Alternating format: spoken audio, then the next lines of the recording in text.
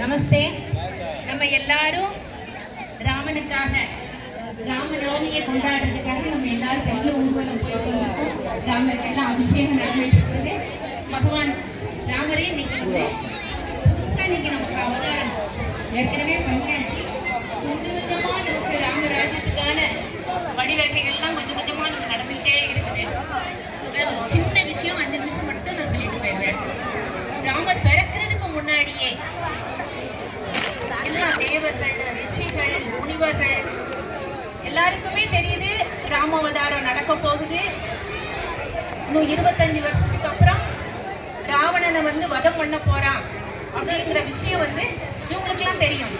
தசரதற்கு குழந்தை இல்லை, அதனால அவர் வந்து ஒரு பெரிய யாகம் வளர்க்கணும், புத்திர காமேட்சி யாகம் வளர்க்கணும்னு வந்து வளர்க்கறதுக்கு எல்லா ஏற்பாடும் அவங்க எல்லாம் நினைக்கிறாங்க. ராமரோட அவதாரம் நடக்கணும், அதாவது நல்லவங்க எல்லாம் சேரணும், சேர்ந்து பகவான் ராமர் வரணும்னா கண்டிப்பா வந்துடுவாரு.